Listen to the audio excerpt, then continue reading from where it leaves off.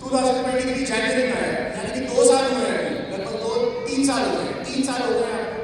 3 साल पहले आपको एक बिजनेस मिला, तो इतने हेल्थ चैलेंज के साथ अगर आपने बिजनेस को टेक अप क्यों किया? ఎన్ని ఇబ్బందులు ఇంత ఇబ్బందులు ఎందుకు ఈ బిజినెస్ చూస్ చేసుకున్నారు? మేము హాస్పిటల్కి వెళ్ళినప్పుడు నాకు ఏంటంటే మా మదర్ ప్రాబ్లంతో చనిపోయారు కదా, నాకు అక్కడ ఏం కనబడుతుంది అంటే నా పిల్లలు, నా పాప అప్పుడు యూకేజీ, నా పాప సెకండ్ క్లాస్ ఉంటుండే, నా మదర్ ఫోటో పట్టుకొని నేనైతే ఎవ్రీడే ఎట్లా ఏడుస్తున్నానో నా ప్రాబ్లం కూడా అట్లనే వస్తుందని నేను ఊహించుకుంటూ బాధపడుతూ ఉండేది ఆ క్రమం లోపల.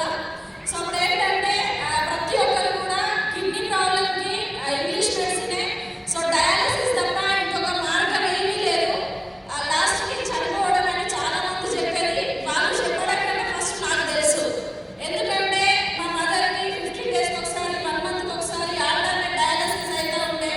ఆ ప్రాబ్లం అంతా కూడా నా కళ్ళ కట్టినట్టు కనబడుతుంది. సో దీనికి ఇంకా ఆధారం ఏముంది అని వెతికే క్రమం లోపల మా హస్బెండ్ పిహెచ్డి చేశారు.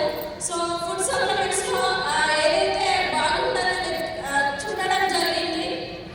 సో ఫుడ్ సప్లిమెంట్స్లో మెడిసిన్తో కూడా లైఫ్ అండ్ ప్యూర్ కాదు, ఫుడ్ సప్లిమెంట్స్ అయితేనే బాగుంటుందని సో వెతకడం జరిగింది.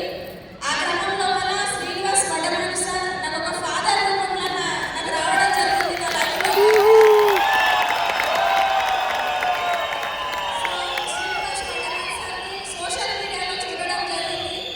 చూసి సార్కి కాల్ చేయడం జరిగింది. మాకు సప్లిమెంట్స్ గురించి సార్ చెప్పడం జరిగింది. तो ये किसी जो सफर हो रहे थे